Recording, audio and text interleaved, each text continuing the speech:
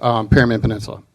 I want to start by thanking Tony G for reaching out on Sunday morning, of all days, and coming out to meet with us for a good hour and a half in Perryman to see some of what we're up against. That meant a lot to me, coming here for last year. I really appreciate it. And still welcome those of you that haven't made it out. We'd love to give you a tour of our area. Just a few things I wanted to touch on, and one of them has to do with what Glenn was speaking on behalf of. I'm new to the Perryman Peninsula area as of building our house 2 years ago, and wasn't aware or notified, as I mentioned last week, of what was being proposed on the farmland.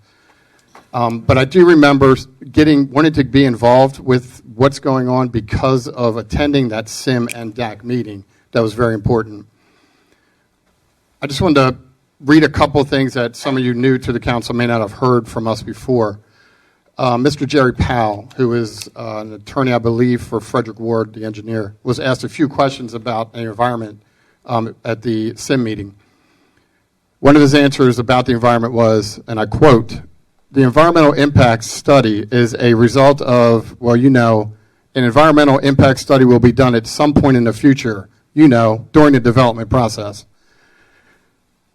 Another thing that was said by Mrs. Gillis, Glenn's wife at the time, was, she said, "Okay, so then how will you reduce harmful diesel exhaust in the community? What is your plan for that?" Mr. Powell's exact answer was, "There is no plan."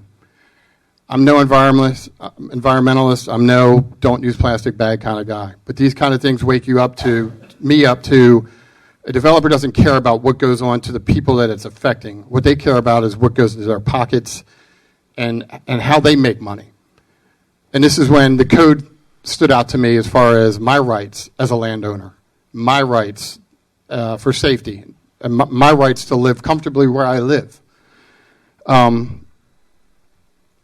Other than that, another thing is I was going to do a whole spreadsheet for you today, Dion, and all that, but I could have put all the signs that you still have on Route 40 on there. I need you to get them down. Right. You won, it's over. Unless you plan on them signs being there 12 years or whatever. Let's get them down. I'll help you. Other than that, that's all I have. Didn't really have much to say today, but again, Tony, thank you so much. Meant a lot.